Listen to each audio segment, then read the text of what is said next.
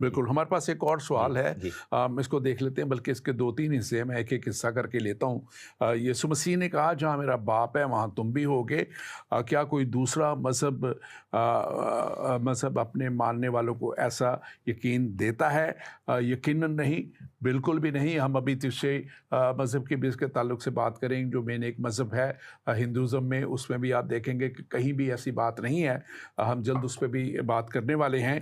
कोई भी मज़हब, और जैसे हमने अभी थोड़ी सी पहले बात कर दी थी कि इवन इस्लाम के जो पैगंबर हैं, उन्होंने खुद कहा कि मुझे पता नहीं है कि मैं कहाँ जाता हूँ।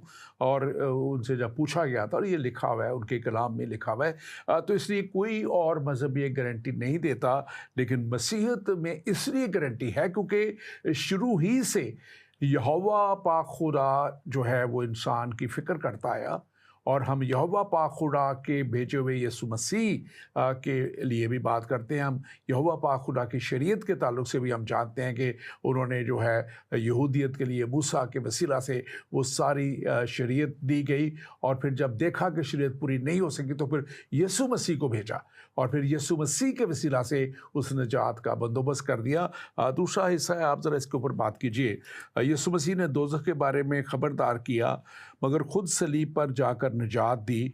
क्या किसी और मज़हब में खुदा खुद इंसान के लिए कुर्बान होता है? नहीं, वो नहीं हो सकता, इसलिए कि और किसी मज़हब दूसरे मज़हब में इंसान भी इंसान के लिए कुर्बान नहीं हो सकता। हाँ। रीज़न क्या है कि हम सब ने गुनाह किया और खुदा के जलाल से महरूम है। अब यीशु मसीह की जो पैदाइश है वो यूनिक होने की वजह से, लोग कहते हैं जी आदम की तख्लीक भी यूनिक थी, लेकिन आदम ने चूँकि गुनाह कर दिया था, तो वो लिखा है ना कि तू अब इस ज़मीन के सबब से लानती हुआ, तो वो लानत के नीचे आ गया।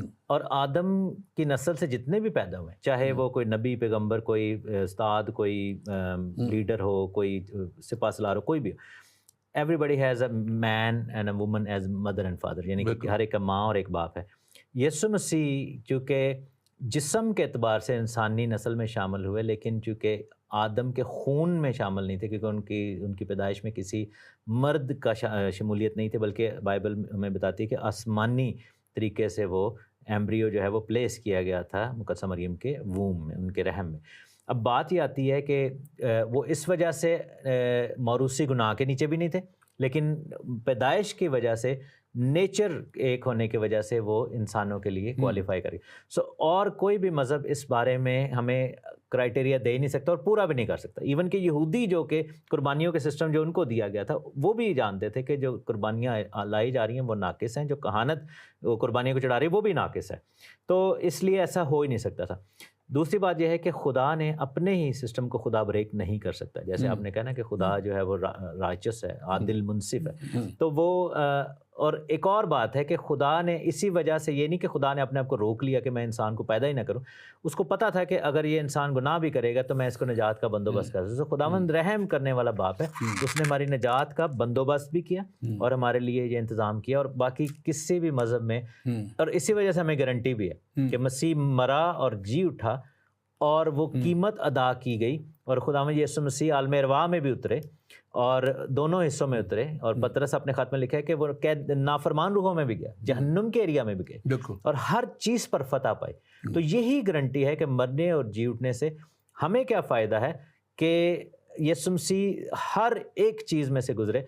और इसी वजह से जब जी उठे तो मत्ती 28 बाब में लिखा है कि आसमान और ज़मीन का कुल इख्तियार मुझे दिया गया। तो ये गारंटी वही दे सकता है जिसके पास इख्तियार हो। इसका आखिरी हिस्सा मैं देता हूँ, फिर आप ज़रा फेसबुक पे देखिए, एक और सवाल है, उसका जवाब आप दीजिएगा हमारे उस पर, या मैं अभी पढ़ देता हूँ उसको भी। यहाँ पे आखिरी हिस्सा इसका ये है कि अगर खुदा मोहब्बत है तो वो जानता है, वो चाहता है कि कोई हलाक ना हो, तो फिर दोज़ख से बचने का वाहिद रास्ता सिर्फ यीशु मसीह क्यों है?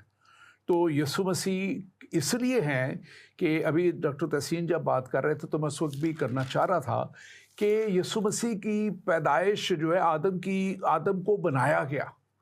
यीशु मसीह को खुदा के पाक रूह के वसीला से पैदा किया गया। पाक रूह का खुदा के पाक रूह का मतलब ये हुआ कि खुदा का रूह उनके अंदर था, आदम के अंदर खुदा का रूह नहीं था, उनके अंदर रूह एक ज़िंदगी की रूह फूंकी गई थी, और इसलिए खुदा का रूह उनके अंदर नहीं था। लेकिन यीशु मसीह खुदा के रूह से पैदा हुए, इसलिए वो एक ऐसा कफ़ारा बन गए जो कोई और नहीं बन सकता। और फिर मौत और कब्र पे फतह पाके जब उन्होंने फतह पा ली, तो उन्होंने वो फतहमंदी का रास्ता, ज़िंदगी का रास्ता हमेशा के दिन रात खोल दिया। और अगर आप ज़बूर 51 में देखें तो वहाँ हज़रत दाऊद कहते हैं कि मुझे ज़ुफ़े से पाक कर तो मैं पाक हो जाऊँगा, तो मैं बर्फ़ से भी ज़्यादा सफ़ेद हो जाऊँगा।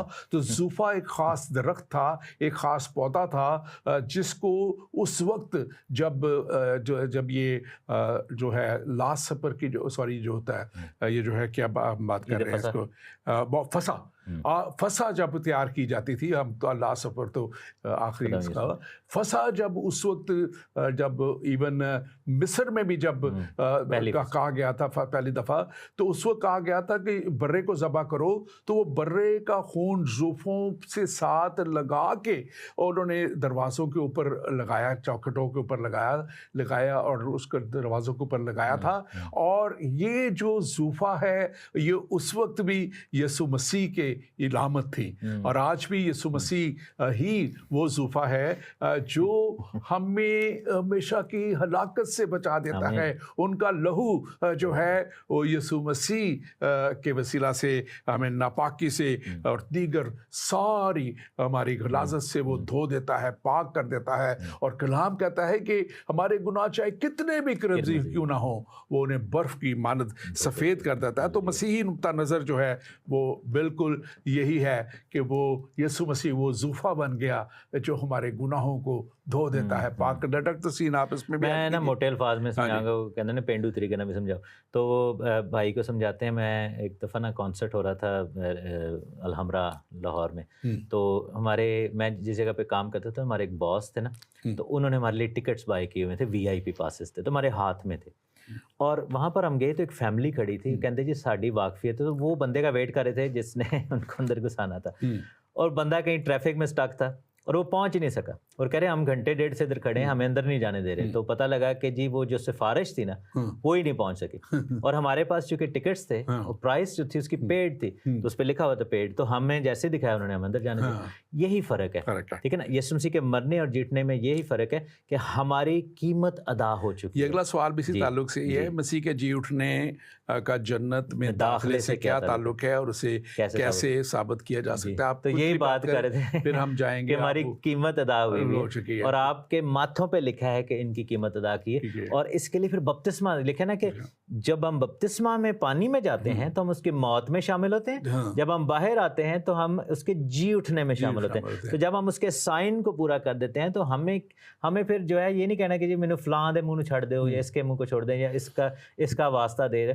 वो जिसका वास्ता दे रहे हो वो खुद हमसे कहता है कि हम उस पर दरूद भेजें या सारे, तो इतने 1500-1600 साल से हम उनको ब्लेस कर रहे हैं। और जो जिसके वजह से हम जाएंगे वो कहता है कि जी मैं अपना इत्मीनान, अपना पीस तुम्हारे पास छोड़ के जा रहा हूँ। जी वक्त हमारे पास